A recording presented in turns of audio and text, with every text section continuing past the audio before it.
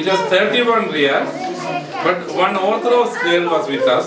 We gave her 6 riyals as a share. അതുകൊണ്ട് ബാക്കിയാണ് 25 riyals.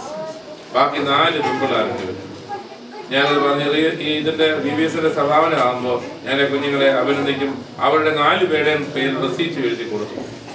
അവരെന്നറിയാം, അടുത്തുള്ള ഫ്ലാറ്റിൽ ഉള്ള വീടുകളിൽ പോയി അവർക്ക് അറിയാത്ത രൂപത്തിൽ പാട്ട് പാടി അവർ പൈസ ഉണ്ടാക്കി. 5 പെൺപിള്ളേർ 31 റിയാൽ ഉണ്ടാക്കി. അവരത് കൊണ്ടുവന്നിട്ട് പട്ടക്കാരൻ്റെ കയ്യിൽ തന്നു. ഇത് പാവപ്പെട്ടവരെ സഹായിക്കാനാണ് പറയാൻ ശ്രമിക്കുന്നത്. ഇത് നമ്മളെന്ന് തന്നെ കേൾക്കുന്ന എല്ലാവരും അത് നമ്മുടെ സഭയോ മതമോ ജാതിയോ ഒന്നും നോക്കണ്ട. 2014 തീരുന്നതിന് മുമ്പ് ഒരു നേരം നിങ്ങൾ പട്ടിണി കിടക്കാനോ ഉപവസിക്കാനും ഞാൻ പറയുന്നില്ല.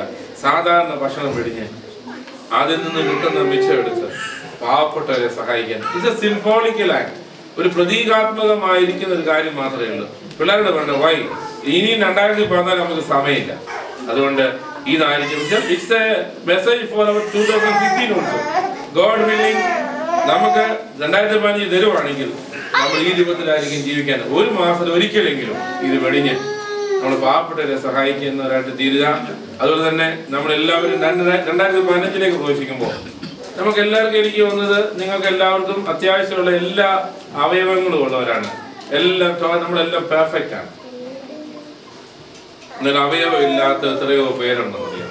നമ്മൾ ഓർക്കണം, 2015 നമ്മുടെ റെസൊല്യൂഷൻ ആയിരിക്കണം നമ്മളെല്ലാം നമ്മുടെ മരണശേഷം നമ്മുടെ അവയവങ്ങൾ മറ്റ് ഇതിന് ആവശ്യമുള്ളവർക്ക് നൽകാനായി നമുക്ക് ഒരു ദോഷവും വരുന്നതല്ല.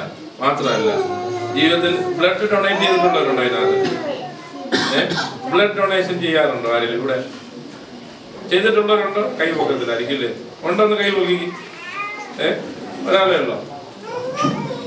ചെയ്യാത്തവരുടെ കൈ പൊക്കാൻ ഞാൻ പറയുന്നില്ല. ആ കൂട്ടത്തിൽ ഇതിനകത്ത് കാണും. അപ്പൊ അവരോട് ഞാൻ പറയാണ്, 2015 കുറഞ്ഞതാണ് 2 തവണയെങ്കിലും രക്തദാനം നടത്തിയിരിക്കും. 3 മാസം കൂടിയിരിക്കുമ്പോൾ നമുക്ക് രക്തദാനം ചെയ്യാം, നടത്താൻ പറ്റും. രക്തദാനം നടത്തുന്നതുകൊണ്ട് ഒരു ദോഷമില്ല. കാരണം സർവ്വജനത്തിനുള്ള മഹാസന്തോഷം ഞാൻ സുവിശേഷിക്കുന്നു എന്ന് പറഞ്ഞപ്പോൾ ആ സന്തോഷം അറിയാമോ? കുരിശിൽ അവസാനത്തെ തുള്ളി രക്തം വരെ ഊച്ചിക്കൊടുത്ത കർത്താവിന്റെ തിരുജനനം കൊണ്ടാടുമ്പോൾ നമ്മൾ ഓർക്കണം, നമ്മുടെ ജീവിതത്തിലും കർത്താവിന് വേണ്ടി എന്തെങ്കിലും നൽകുവാൻ നമ്മെ തന്നെ സമർപ്പിക്കണം. നമ്മുടെ രക്തമെങ്കിലും മറ്റുള്ളവർക്ക് ഒരു പക്ഷേ ഞാൻ താമസിക്കുന്നത് നമുക്കറിയാലോ, മെയിൻ റോഡിന്റെ വക്കിലാണ് താമസിക്കുന്നത്. ഒരു ദിവസം ഒരു 25 തവണയെങ്കിലും ആംബുലൻസ് പോകുന്ന ശബ്ദം അടക്കേക്കാൻ ഞാൻ കാണത്തില്ല. ആ സമയത്തൊക്കെ നെഞ്ചത്ത് കൈവച്ച് പ്രാർത്ഥിക്കുന്ന ദൈവം പിടയ്ക്കുന്ന ഒരു ആത്മാവ് ആ ആംബുലൻസിനകത്ത് കാണും. ഒരു പക്ഷെങ്കിൽ ആ ഒരു തുള്ളി രക്തം അല്ലെങ്കിൽ ഒരു 350 cc രക്തം ചിലപ്പോൾ ആളിനെ നിലനിർത്തിയേക്കാം. ഇത് നമ്മൾ ഓർക്കണം. ഒരു പക്ഷെങ്കിൽ നാളെ ആ ആളിന്റെ അവസ്ഥ ഞാനായേക്കാം. ഇതൊക്കെ നമ്മൾ ഓർക്കണം. ഇത് ഓർക്കുന്ന നല്ല നല്ല തീരുമാനങ്ങൾ എടുക്കുന്ന ഒരു ക്രിസ്മസ് ആയി തീരട്ടെ.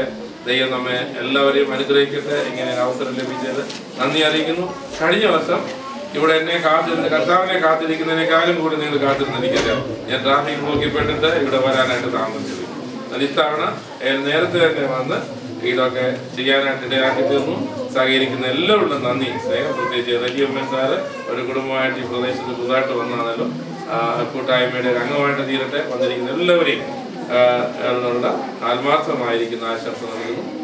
ദൈവം നമ്മെ അനുഗ്രഹിക്കുന്നു. നന്ദി.